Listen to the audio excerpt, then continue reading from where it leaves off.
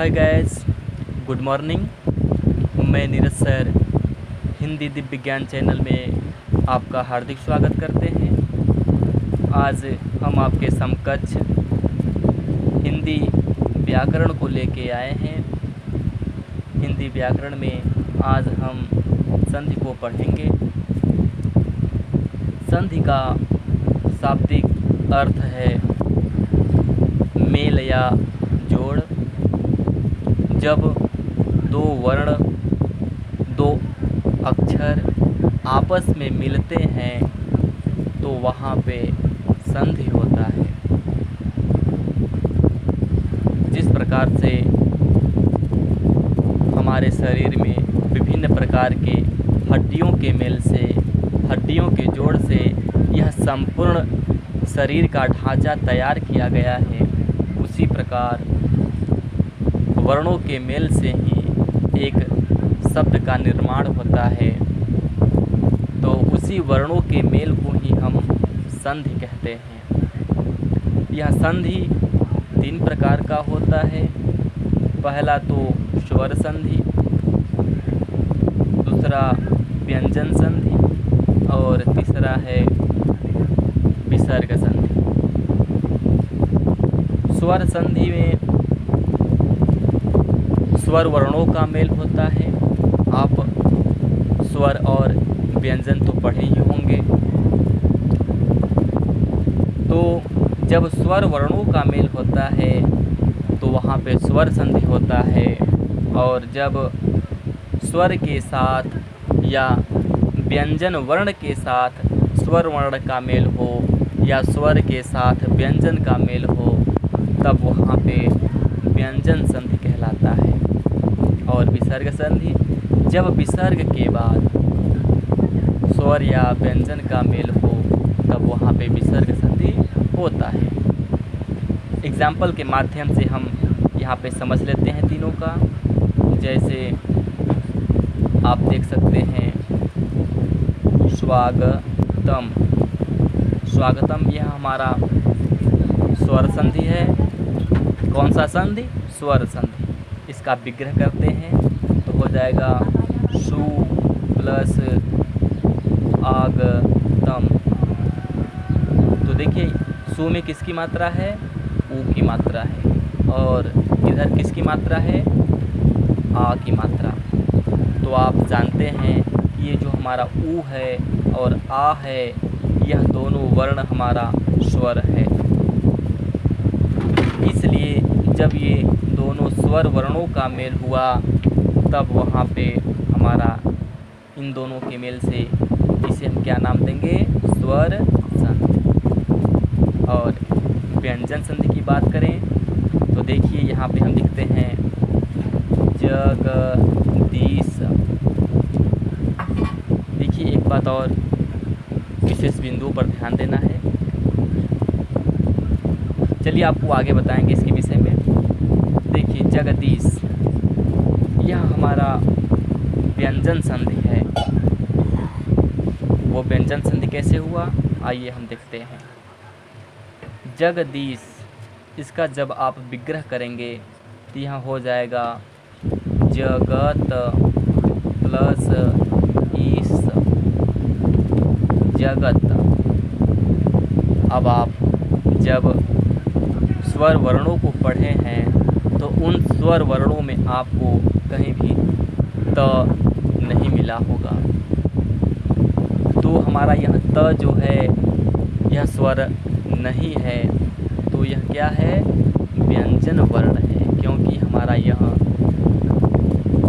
त वर्ग के अंतर्गत आता है। तो यह त हमारा क्या है? व्यंजन। तो व्यंजन के साथ किसका मेल हुआ? स्वर का।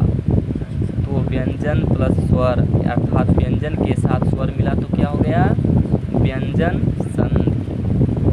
और लास्ट में क्या हो गया? ये विसर्ग संधि है। तो विसर्ग संधि में क्या होगा? देखिए हम एक और एग्जाम्पल देते हैं आपको। निश्चित, बहुत बढ़िया एग्जाम्पल है ये। निश्चित क्या है? विसर्ग संधि है। देखिए इसका हम विग्रह कैसे करेंगे?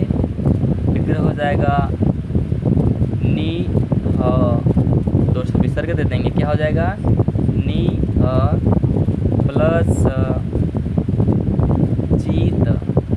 हाँ, नी है प्लस चीत। देखिए यहाँ पे हमारा क्या है, विसर्ग है, विसर्ग के बाद क्या है, च आ गया है। तो विसर्ग के साथ जब अदर वर्ण का मेल होता है तो वहाँ पे क्या होता है, विसर्ग संधि। तो हमें उम्मीद है आपको समझ में आ गया होगा। तो आइए हम अब स्वर संधि को पढ़ते हैं। स्वर संधि, स्वर संधि को हम जानने से पहले आपको बता देते हैं कि इस स्वर संधि को हम एक आसान से ट्रिक के माध्यम से समझने का प्रयत्न करेंगे। देखिए हमको पता है स्वर, ये हम मान लेते हैं हमारा स्वर है। हम स्वर में अपने ट्रिक में लिखते हैं कि अ आ ई ऊ री और ए ऐ ओ औ। हमारे पाणिनि जी ने सोचा, जो व्याकरण के प्रणेता कहे जाते हैं, उन्होंने सोचा कि जब इतने स्वर वर्णों को अगर संभालने का जिम्मेदारी हम एक को देते हैं, एक ही संधि के अंतर्गत अगर रखते हैं, तो इतना वर्ण हमारा एक व्यक्ति संभाल नहीं पाएगा। इसलिए इतने वर्ण को हम अपने ट्रिक में 3 व्यक्तियों को सौंप देते हैं। आइए हम आपको साधारण सी भाषा में समझाते हैं। हम अ आ ई ऊ और री को, ए ऐ ओ औ को, इन 11 वर्ण को हम 3 भागों में बांट दिए। अ और आ को एक ग्रुप में बांट दिए, जिसका नाम हम क्या दिए, ए ग्रुप। क्या दिए, ए ग्रुप। और ई ऊ और री, इन 5 स्वर वर्णों को हम बी ग्रुप में रख दिए। किस ग्रुप में रख दिए, बी ग्रुप में। और ए ऐ ओ औ, ये 4 जो वर्ण है, इसको हम किस ग्रुप में रखें, सी ग्रुप में। तो अगर हम आपसे पूछें कि बताइए ए ग्रुप में क्या आता है, कौन से वर्ण आते हैं, तो आप क्या बताएंगी, आप लोग क्या बताएंगे, अ और आ। अगर हम आपसे पूछेंगे सी ग्रुप में कौन सा वर्ण आता है, तो आपको क्या बताना है, ए ऐ ओ औ। अगर हम आपसे पूछ देंगे बी ग्रुप में कौन सा वर्ण आता है, तो आपको क्या बताना है, ई ऊ और री। आप एक और वर्ण को जोड़ सकते हैं, वो वर्ण क्या है, री। ठीक, कोई कंफ्यूजन नहीं। ठीक, अगर हम इतने वर्ण को 3 ग्रुप में बांटते हैं, अगर हम आपसे कहेंगे एक ट्रिक के माध्यम से कि अगर यहाँ पर लिखते हैं, देखिएगा थोड़ा, ए प्लस बी। प्लस का मतलब क्या होता है, जोड़। ठीक, यहाँ आपको क्या समझना है कि ए पहला वर्ण क्या होगा, अ या आ होगा। इसके बाद किसका मेल होगा, चाहे ई का हो जाए या बड़ी ई का हो जाए, ऊ का हो जाए या बड़ा ऊ का हो जाए, री ई, मतलब इन वर्णों में से किसी का भी मेल हो। अर्थात अ के बाद या आ के बाद प्लस के बाद चाहे इनमें से कोई वर्ण आ जाए, इसी का मेल हमको क्या करना है, समझना है, ए प्लस बी में। अगर हम आपको एक बात और समझा दें कि यहाँ पे हम लिख दें कि ए प्लस ए, नहीं दिख रहा है आपको, ए प्लस ए का मतलब क्या समझना है आपको, कि पहला वर्ण भी हमारा ए कॉलम का ही है और दूसरा वर्ण भी हमारा ए कॉलम का ही होना चाहिए। समझ में आ गया, क्योंकि समान स्वर इसमें है, अ और आ क्या है, समान स्वर। और अगर हम यहाँ पे लिख दें बी प्लस समान स्वर, तो आपको क्या समझना है, बी प्लस समान स्वर। समान मतलब पहला हमको क्या देखना है, बी कॉलम का ऑप्शन। पहला वर्ण हमारा कुछ भी हो सकता है, जैसे हमारा ई भी हो सकता है। ई के बाद देखिए क्या दिया है, समान स्वर। तो ई का समान स्वर क्या है, देखिएगा ध्यान से, ई का समान स्वर क्या है, क्या ऊ है, नहीं है, री है, नहीं है, री है, नहीं, तो फिर क्या है, यही दोनों वर्ण समान हैं। तो बी के बाद समान स्वर अगर आता है तो चाहे हमारा अगर ऊ आता है तो ऊ का समान स्वर ऊ ही है। ये आपको विशेष रूप से ध्यान देना है। हमें उम्मीद है कि आपको यह समझ में आया होगा। तो आइए अब हम अपने ट्रिक को आगे बढ़ाते हैं। आप इसे समझिएगा और मनन करिएगा। आइए स्वर संधि के हम भेद पढ़ते हैं। आपको केवल 4 संधि को ही पढ़ना है, लेकिन हम आपको 5 संधि बताएंगे। वृद्धि संधि आप में नहीं रहेगा, फिर भी हम आपको वृद्धि संधि बताएंगे। बहुत ही आसान तरीका है। आइए देखते हैं संधि के भेद। तो पहला संधि क्या है, स्वर संधि। क्या है, स्वर कैच। पहला क्या है, दीर्घ संधि। क्या है, दीर्घ संधि। दीर्घ मतलब बड़ा। देखिए बड़ा है, बहुत बढ़िया। क्या है, दीर्घ मतलब बड़ा। इसमें हमारा ट्रिक क्या है, ए प्लस ए। हमें उम्मीद है आपको ये ए प्लस ए समझ में आ गया होगा, क्योंकि अभी हम आपको इस ट्रिक में इस ऑप्शन में बताए थे। ठीक, हाँ, तो आपको समझ में आ गया होगा। तो दीर्घ का ट्रिक क्या है, ए प्लस ए या बी प्लस सामान्य स्वर। ठीक, सामान्य स्वर। यहाँ इसको काटते हैं, थोड़ा गलत हो गया है। बी प्लस क्या हो जाएगा, बी प्लस समान स्वर। ठीक, ये भी हम आपको बताए थे, समझ में आ गया होगा आपको। फिर आगे हम देखेंगे। और दूसरा हमारा संधि क्या है, गुण संधि। क्या है, गुण संधि। ये भी बहुत बढ़िया है। गुण संधि में हमें क्या देखना है, ए प्लस बी। क्या है, ए प्लस बी। इसमें आपको ये समझना है कि पहला जो ऑप्शन है ए, अर्थात पहला अक्षर जो हमारा शुरू होगा किससे, अ या आ से। अर्थात अ और आ के बाद जब ई ऊ या री आए, कोई भी वर्ण आ जाए, क्योंकि इसमें क्या दिया है, ए प्लस बी। आ के बाद बी वर्ण का कोई भी ऑप्शन आ जाए तो वहाँ पे क्या होता है, गुण संधि। जैसे हम यहाँ देख लेते हैं, ये क्या लिखे हम यहाँ पे, गणेश। ठीक, हाँ, बस समझिएगा, गणेश। तो क्या हो जाएगा, गण प्लस ईसह। ठीक, गण प्लस ईस। ठीक, तो इसमें देखिए गण, और में किसका उच्चारण आ रहा है, अ शब्द का। और इधर कौन सा उच्चारण है, बड़ी ई शब्द का। तो अब आप मिलाइए, ये अ शब्द हमारा किस कॉलम का है, ए कॉलम का। और ई शब्द किस कॉलम का है, बी कॉलम का। हमारा ट्रिक बैठ गया ना, ए प्लस बी का फार्मूला ज़रूर बैठेगा। आप प्रयास करिएगा। एक बात और, हम कन्फ्यूजन में अक्सर रहते हैं कि कहीं कहीं देखते हैं बड़ी ई देता है, कहीं छोटा ई। तो घबराने वाली बात नहीं है। आपको यह ध्यान देना है कि जिसमें यह बड़ा सा सल्जम वाला स होगा, उसमें आपको बड़ी ई की मात्रा लगाना होगा आपको।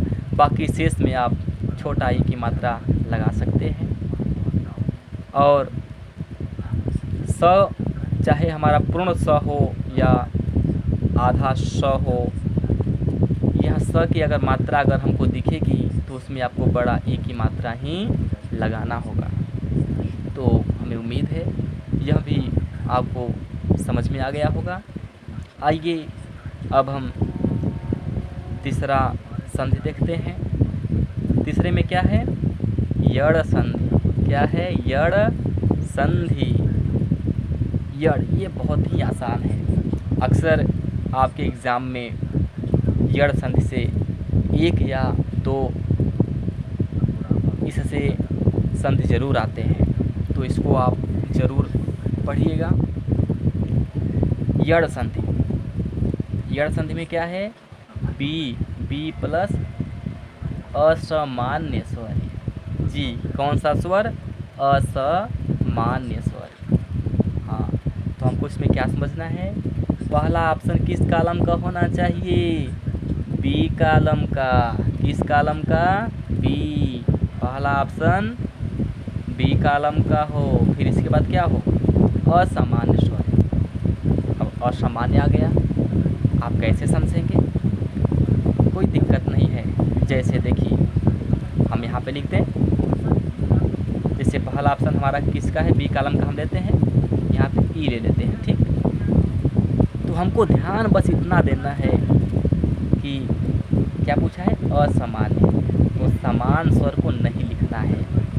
ई का समान स्वर क्या है? ई है। हाँ, ई का समान स्वर क्या है? ई। तो हमको ई को छोड़ करके कोई भी ऑप्शन हम लिख सकते हैं। चाहे हम यहाँ पे ऊ लिख दें, या फिर यहाँ पे हम री लिख दें, चाहे यहाँ पे हम आ लिख दें, कुछ भी लिख सकते हैं। पर क्या होगा? समान स्वर को हमको नहीं लिखना होगा। ठीक, हाँ, हमें उम्मीद है यह भी आपको समझ में आ गया होगा। समझते चलिएगा। अंत में हम आपको उदाहरण सहित बताएंगे और आप समझ भी जाएंगे, हमें उम्मीद है। आइए हम चौथा संधि को देखते हैं। चौथा संधि क्या है? वृद्धि संधि। जी हाँ, क्या है? वृद्धि संधि। वृद्धि मतलब क्या होता है? बड़ा, विकास जो सबसे बड़ा हो। जी हाँ, आप सोचेंगे कि हमने दीर्घ में भी बड़ा बताया था आपको। ठीक, ज़रूर बताया था, लेकिन ये हमारा बड़ा एक ही स्वर मात्रा है जो एक ही स्वर से बना होता है। लेकिन ये जो वृद्धि है, यह 2 स्वरों के मेल से बना होता है। अर्थात जब 2 स्वर मिलकर एक बड़ा दूसरे स्वर का निर्माण करते हैं तो उसे वृद्धि संधि कहते हैं। कैसे? बहुत आसान है, समझिएगा। इसमें क्या है? ए प्लस सी। क्या है? ए प्लस सी। जी हाँ, आप बहुत अच्छे से समझे हैं। ए का मतलब अ या आ के बाद। ए का मतलब क्या है? अ या आ के बाद जब ए, ऐ, ओ, औ आए, ठीक, तब क्या होगा वहाँ पे? वृद्धि संधि। जैसे यहाँ पे हम आपको बता दें, बस संक्षेप में समझिएगा। एक ही एग्जाम्पल देंगे आपको। यहाँ पे लिख देते हैं, यहाँ पे हम एक या। अभी आपको बताएंगे एक और पहचान, एक। ठीक, ये हमारा वृद्धि संधि का उदाहरण है। किसका है? वृद्धि संधि का। अब इसको विग्रह करते हैं, देखिएगा। एक, हाँ, समझ में नहीं आ रहा है आपको? 1 प्लस 1 करेंगे। क्या करेंगे? 1 प्लस 1, क्योंकि ए की मात्रा को लाना है हमको। कौन सी मात्रा को? ए की मात्रा को। ठीक, तो 1 प्लस 1। अब देखिएगा, क में किसका उदाहरण, क में किसका उच्चारण है? अ शब्द का। और इधर कौन सा है? ए। ठीक, तो एक के रहेगा यहाँ पे ना, क्या रहेगा? एक के कर सकते हैं आप, या फिर आप ये छोटा एक भी कर सकते हैं। इसमें 2 ही वर्ण बनेगा। कौन सा वर्ण बनेगा? 2 ही वर्ण, जो आपको हम आगे बताएंगे। ठीक, तो कौन सा उच्चारण है इसमें? अ का। इसमें किसका आया? ए का। तो अ हमारा किस ग्रुप से है? ए ग्रुप से। और ए शब्द किस ग्रुप से है? सी ग्रुप से। तो बन गया हमारा ना AC। हाँ, बन गया AC। बहुत बढ़िया, आपको समझ में आया, हमें अच्छा लगा। अब आइए लास्ट संधि हम पढ़ते हैं। ये क्या है? अयादि संधि। क्या है? अयादि। बहुत बढ़िया। इसमें आपको क्या देखना है? किसका मेल होगा? इसमें होगा C प्लस असमान स्वर। जी हाँ, किसका? C प्लस असामान्य स्वर। आपको देखेंगे कि जिस विग्रह में आपको पहला अक्षर C ग्रुप से मिले, किस ग्रुप से? C ग्रुप से। ए आए ओ के बाद कोई भी असमान स्वर आए, जैसे हम यड़ संधि को पढ़े थे, ठीक वही तरीका इसमें है। उसमें हमारा B ग्रुप के बाद असमान स्वर था, इसमें हमारा C ग्रुप के वर्णों के बाद असमान स्वर है। कोई आपत्ति नहीं होगी। तो आइए, हमें उम्मीद है कि यह फार्मूला आपको याद हो गया होगा। अगर आप हमारे इस पांचों फार्मूले को अगर याद कर लेते हैं तो हमें उम्मीद है कि विग्रह किया हुआ कोई भी स्वर संधि का उदाहरण आप हमारे इस ट्रिक के माध्यम से पहचान सकते हैं। अभी आगे हम आपको विग्रह किए हुए वर्णों को ज़रूर बताएंगे और पहचान भी कराएंगे आपको।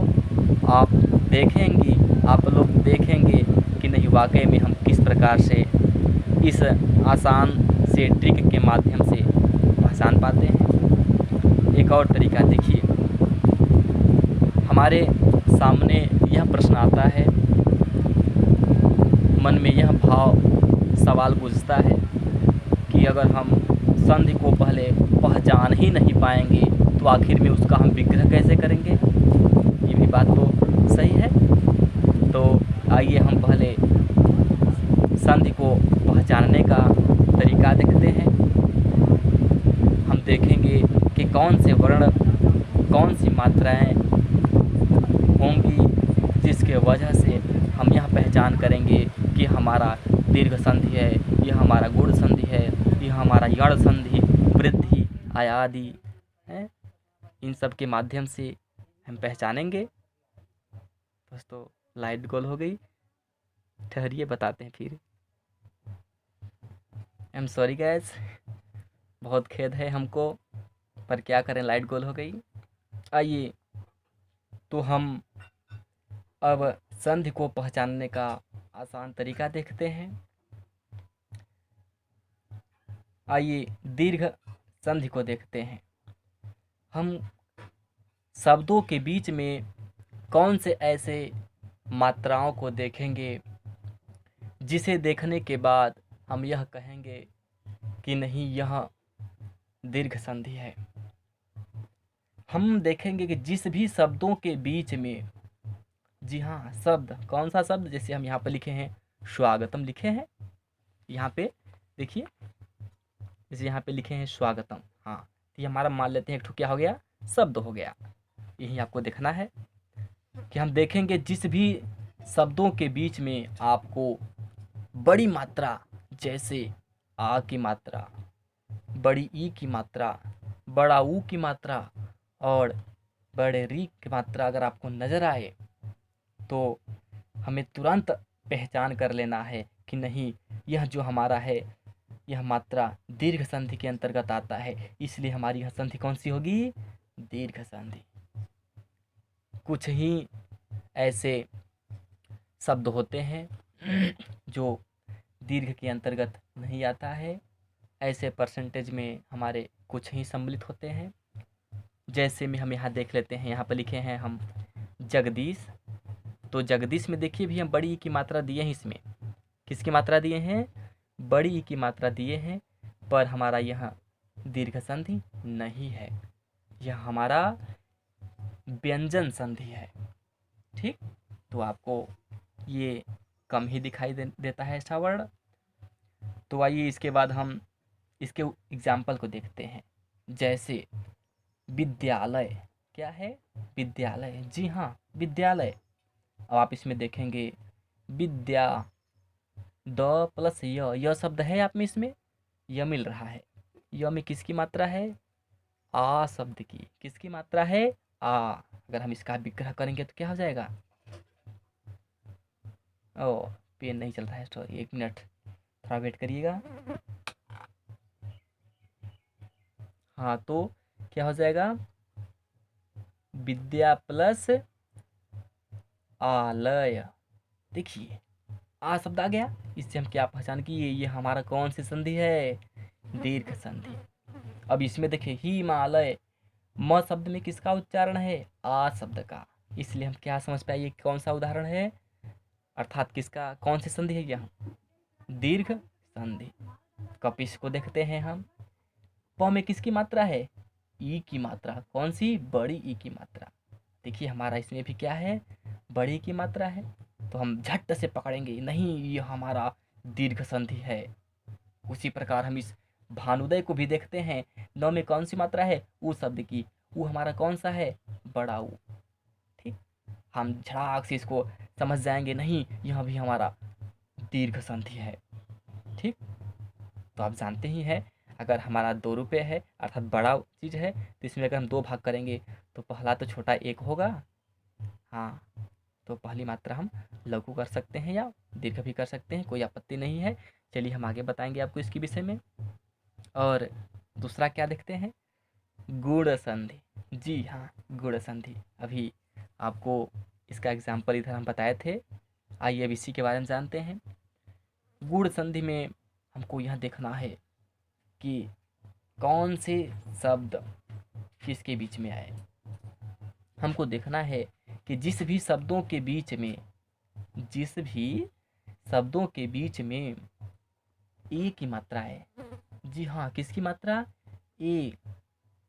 जैसे हम यहाँ लिखते हैं, यहाँ पे देखिएगा, यहाँ पे लिखते हैं ना के।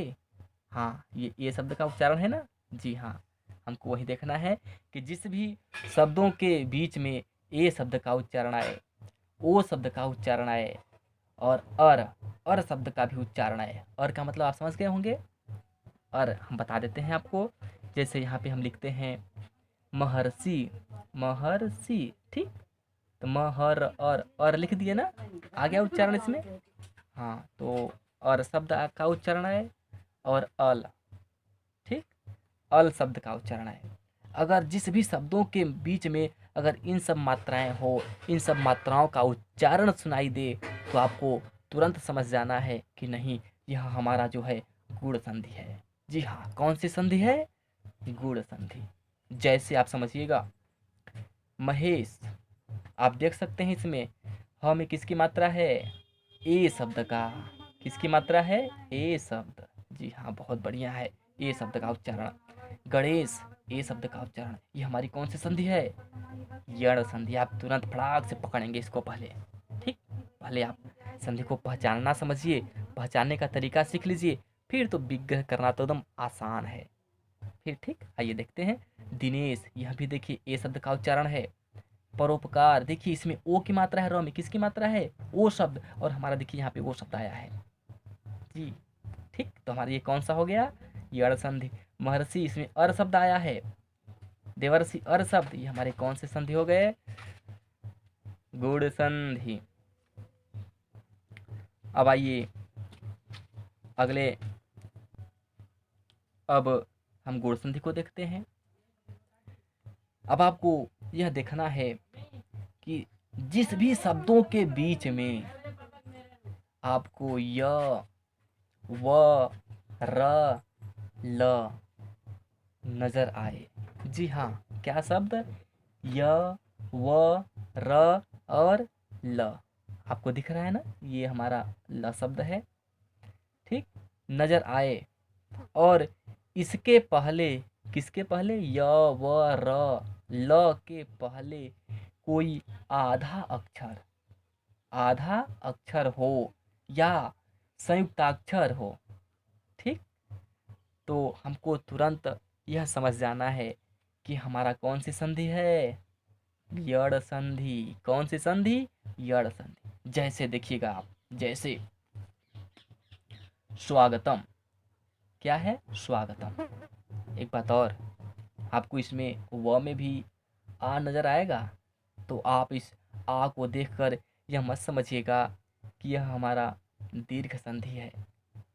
आपको तुरंत समझना है कि इस शब्दों के बीच में आप पहले बाद में आया, पर वह शब्द हमारा पहले आ गया। वह हमारा यह दीर्घ संधि अरे यण संधि में आता है, तो हमको वह को लेके चलना है इसमें।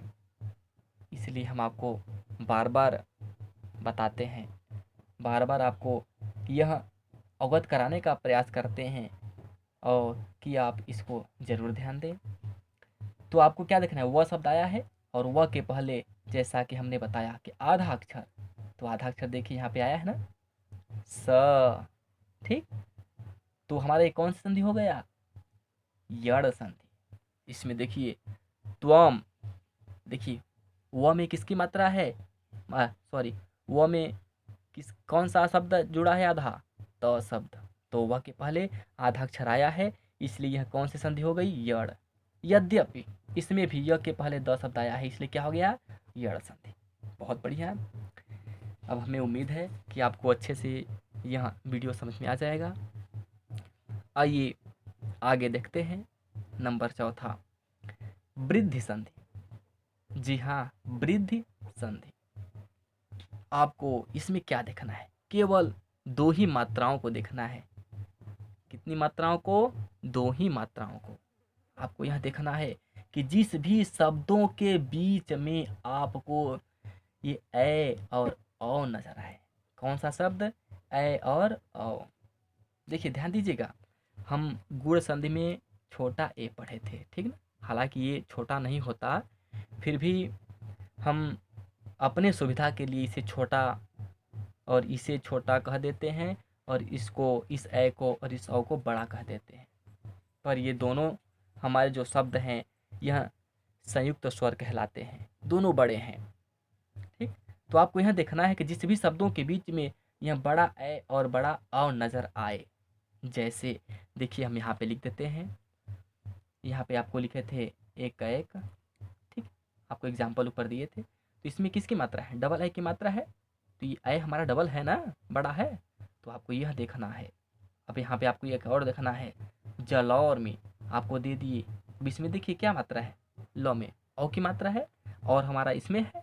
तो आपको यही देखना है कि जिस भी शब्दों के बीच में बड़ा ए की मात्रा हो, औ की मात्रा हो, ठीक, वहाँ पर सदैव हमारी वृद्धि संधि होती है।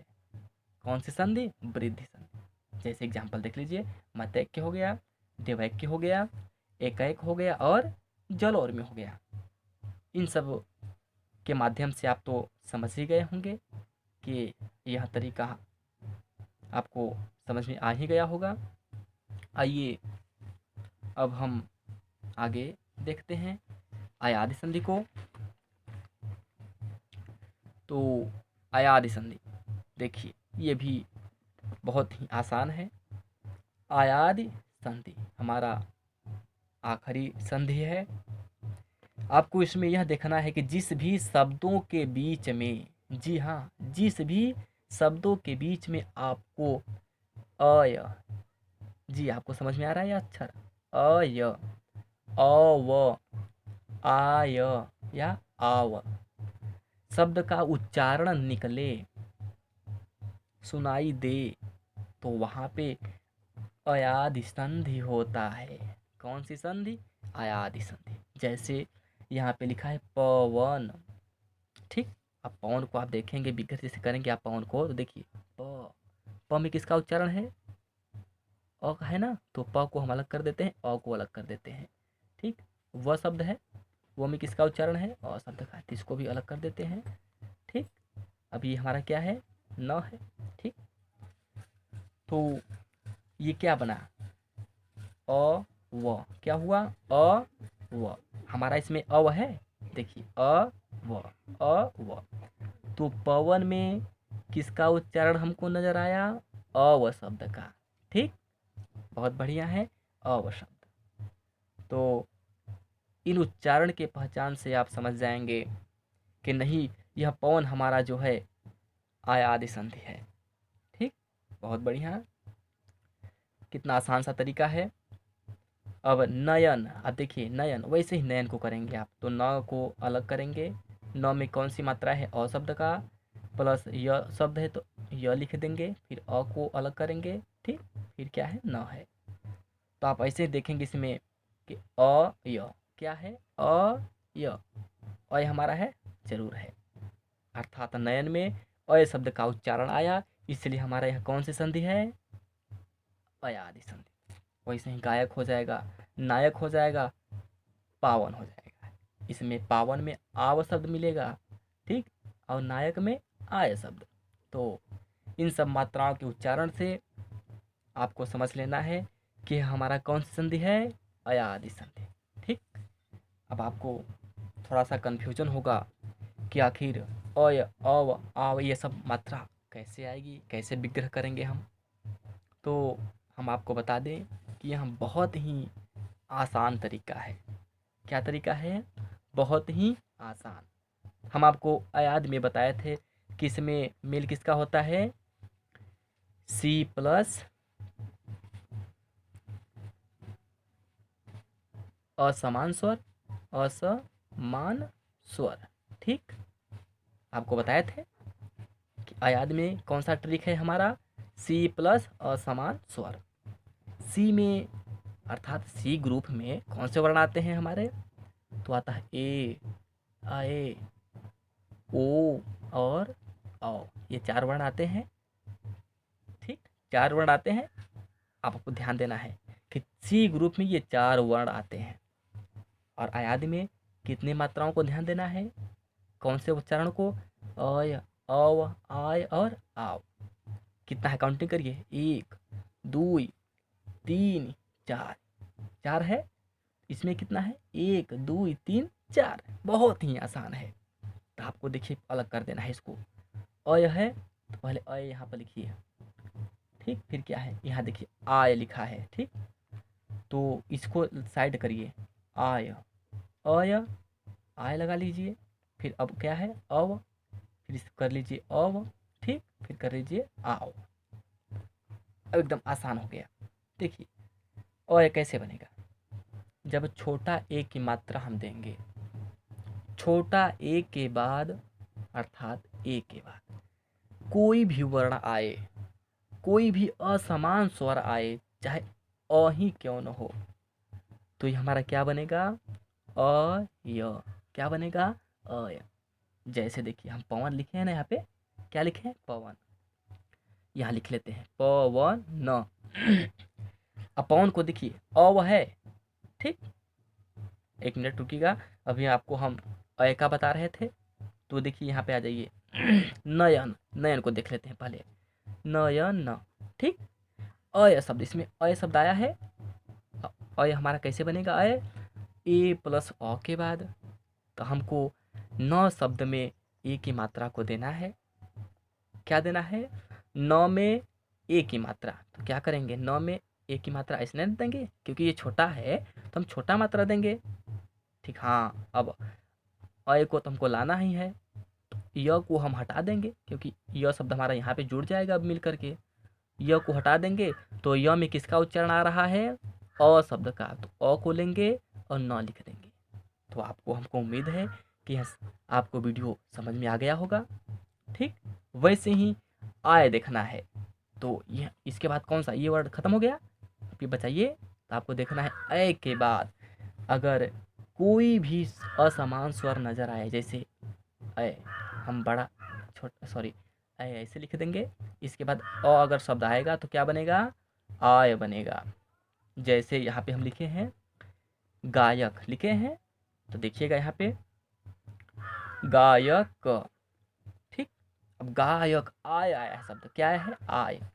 आय कैसे बनेगा, ए के बाद अ शब्द आए, तो क्या करेंगे हम यहाँ पे, ग में ए की मात्रा को लगा देना है, तो क्या करेंगे, गए कर देंगे, डबल ए की मात्रा, गए प्लस य को हटा देंगे, य में किसकी मात्रा है, अ का, तो अ का लिख देंगे, क्या लिख देंगे, गए प्लस अ का, तो हमारा ए और अ मिलकर क्या हो जाएगा, आय, ठीक, आय।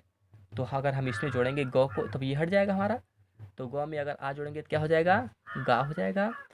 और अ, यहाँ अ है ना, अ से य बनेगा तो य को हो जाएगा। ठीक, कोई दिक्कत नहीं होना चाहिए आपको। तो उसी प्रकार से हम जब ओ के बाद असमान स्वर जोड़ेंगे तो अव आएगा, और अव के बाद जोड़ेंगे तो आव आ जाएगा। ठीक, एक और नोट आप देख लेंगे, विशेष आग्रह है आपसे। ध्यान देने योग्य आपको यह बातें हैं कि यड़ संधि में भी य व र ल आता है। जैसा आपको बताए थे हम, यहाँ पे देख सकते हैं कि यड़ संधि में भी य व र ल आया है। ठीक, और हमारा आयाद संधि में भी अय य व, ठीक, मतलब य व आया है। ठीक, तो आपको इस य व र ल को देख करके कंफ्यूजन नहीं होना है। आप यहाँ ध्यान दीजिएगा कि जो हमारा यड़ संधि का है, यड़ संधि में आधा अक्षर या संयुक्ताक्षर होता है, जबकि आयादी संधि में आधा अक्षर या संयुक्ताक्षर स्वर नहीं होता है। ठीक, हमको उम्मीद है आपको यह वीडियो समझ में आ गया होगा। अगर कहीं कोई दिक्कत हो तो हमें आप ज़रूर बताइए। अगर आप इस दिए गए शब्दों का अगर आप विग्रह कर लेते हैं तो हमें आप विग्रह करके ज़रूर दिखाएं। हम आपका इस विग्रह के आंसर का जवाब का इंतज़ार कर रहे हैं। धन्यवाद। हम आपके उज्जवल भविष्य की कामना करते हैं।